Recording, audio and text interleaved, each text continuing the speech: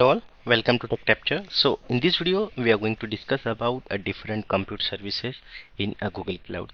So when we are talking about any cloud, there are 3 to 4 major building blocks. So if you're talking about AWS, if you're talking about Microsoft Azure or Google Cloud, so these are the common building block of any of the cloud in the world. Okay, so what are these different building blocks?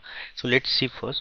Okay, so first is compute. So in compute block there are all compute services where we can work with the CPU, memory, RAM and storage. Okay, so this is related to the virtual machines mainly and other the compute workload. Then the second building block is storage, where you want to store your data. Okay, so it can be your storage bucket, it can be your databases, it can be your data warehouse. So all these services are part of your storage services. And the third is networking. So how these resources are communicating with each other, that is a part of the network. And in the network there are multiple services. There is a VPC, there is subnet, firewalls, WAF rules, cloud armor, policies, so a lot of things there in the network. And nowadays it's a boom for LLM and generative AI, so I want to add one more as a building block as AI ML services. So if you talk about Google Cloud, the Vertex AI is separate building block in the Google Cloud, that is AI ML platform for Google Cloud, and even other cloud like Microsoft Azure, AWS, all are having their own AI ML services. So I don't want to count that services within the compute storage or network services. Okay, so these are the four major building of the modern cloud. Okay, so any services are revolves around these four building blocks. Apart from these services, there are other services which supports these four building blocks. So what are these services? So when we are building compute engine or storage solution or network solution, we have to take care of the security. So in security, there are other services like identity and access management, then network security, your encryption services, data security, the network security, you are having own firewall rules, SSL certificates, all of the services which are here to support these four building blocks: compute, storage, network and AIML. So the security is again the vertical for all the services. And one more thing, that is logging and monitoring. So again you will use logging and monitoring along with all these services. You will have logging for your compute engine, you will have logging for your Kubernetes engine, for your app engine, also monitoring for all the services. You will have monitoring for your databases, BigQuery, storage, network. So all these are vertical components. So these four are building blocks of any of the clouds. Okay, so just keep in mind, so without these four blocks you cannot work on any of the cloud, or you cannot design any of the solution. So in this video we are going to discuss about compute block, and we'll see specific to Google Cloud what are the different compute services available in a Google Cloud. Okay, so let's start with first service, that is a Google Compute Engine. So it is similar to Azure Virtual Machine or Amazon EC2 instances. So it is, in a simple word, it is a service which allow you to create a virtual machine. Okay, this is your first service. Then you have Kubernetes engine, Google Kubernetes engine or GKE. So it is a simple way to understand. This is a managed Kubernetes. So Kubernetes is an open source platform, but it is a managed in Google Cloud, where your control plane is managed by cloud provider. Similar service is available on Azure, that is Azure Kubernetes service. In AWS also it is a EKS. So in Google Cloud it is GKE. So these are the similar services. So this is used for managed Kubernetes and will allow you for continuous orchestration. Okay. So these two are the infrastructure as a service in Google Cloud. Then you have App Engine, which is platform as a service. Here you don't need to worry about customization. You don't need to worry about which OS you are using or which CPU, how much RAM you need. So you don't need to worry more about this stuff. You can simply bring your code and you can deploy your application. So this is more of platform as a service. So most of the stuff is managed by Google Cloud at the back end, and you have to just write your application or web application, mobile backend, and you can just deploy it on App Engine. Okay, so this is the third service. Then you have a Cloud Run. Now, what is the difference between Cloud Run? So here you can have your web application and is the platform as a service. On the Cloud Run, you can deploy your small scale application in a container. So Kubernetes is mostly for the multiple and complex microservices, where Cloud Run you can deploy a lightweight container in any of the languages. You can just create Docker image for your application and you can just deploy that application on a Cloud Run. So here you can run a single container using the Cloud Run. Okay, so that is for Cloud Run.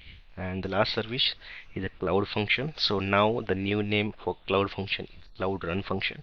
So if you're working on the Google Cloud and if you're looking for the first time, it will show the Cloud Run function. So this is the new name for the Cloud Function, because at the back end of the Cloud Function now Cloud Run is being executed. Okay, so this is a event driven function.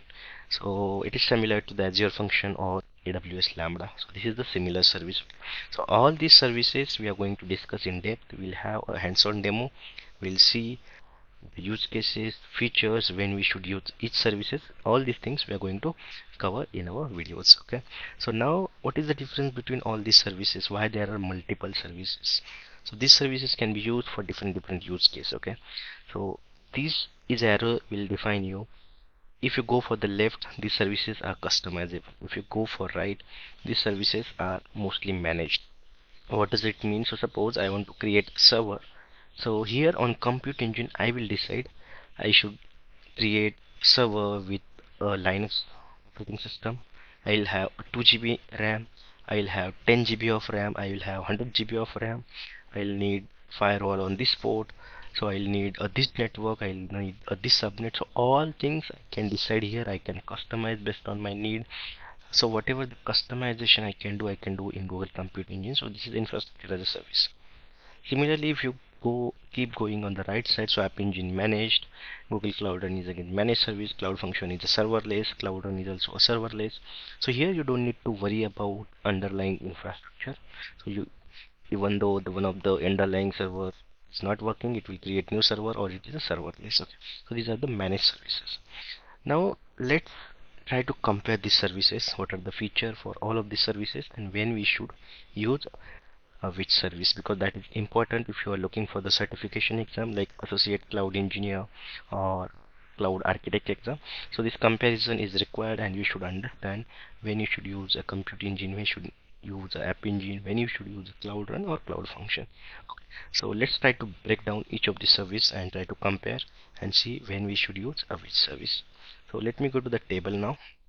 Okay, so now you can see, just focus on this green color here. So I purposefully marked these some of the keywords as a green because these are very important and will help you to understand the services in a better way and also help you to understand questions in your exams. Okay, so first try to understand the Google Compute Engine. So this is customizable virtual machine running on a Google Cloud infrastructure.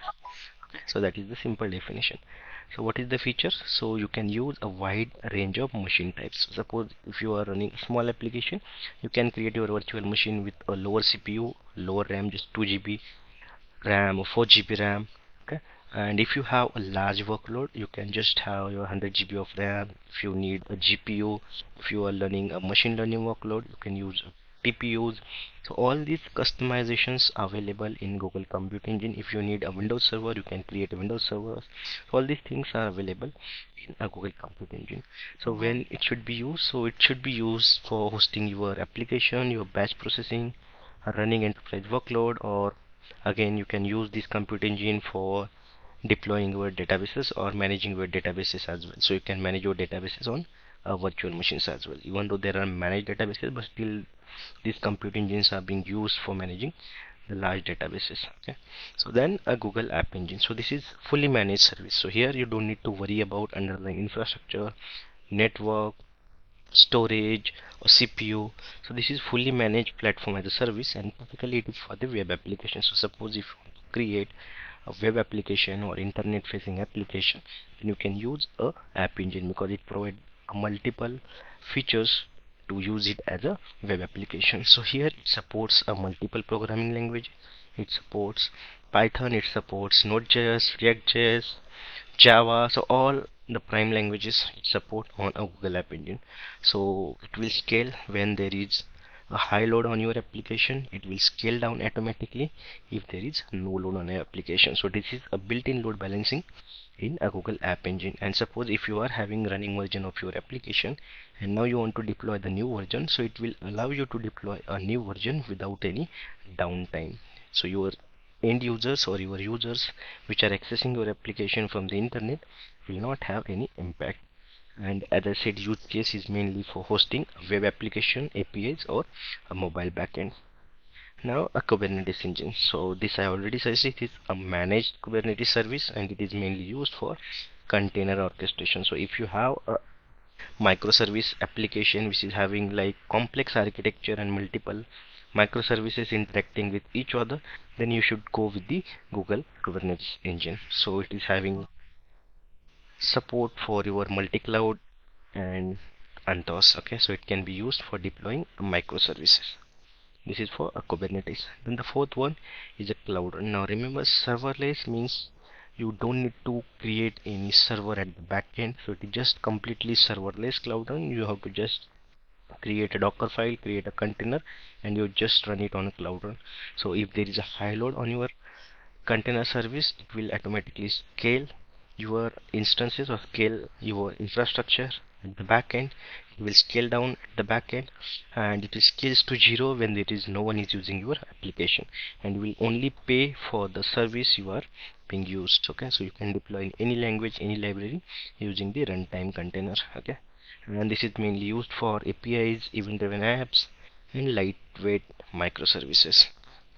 Now the cloud function, this is, as I said, it's event driven serverless cloud function. So let's take an example. You have a piece of code which has to be executed on a particular event. So on a specific example, suppose I have one file which comes to my storage bucket on the daily basis, and as soon as I get a file, I have to perform some operation on that file in Python or in a node. In that case, we can use a cloud function. So we can set up the events when the file is uploaded to storage bucket, or someone deletes the file, or someone hits API, or is there any notification in the pub sub. So all these event we can set up with the cloud function and we can perform the application. So this is not used for I would say the large scale application. It is for the small scale application or event driven function, event driven triggers for data transformation, and it is for the lightweight application or the backend logic. So there are a lot of limitation with the cloud run functions as well. Okay, so you cannot deploy kind of web applications or big application on cloud functions. So it is for the specific task. So if there is some event happened and you have to perform that specific task, then you can use cloud function. So these are all the compute services in a Google Cloud. Now we'll see all the services in detail one by one. Okay, so you just try to remember this table and these keywords which will help you a lot in your any of the certification exam.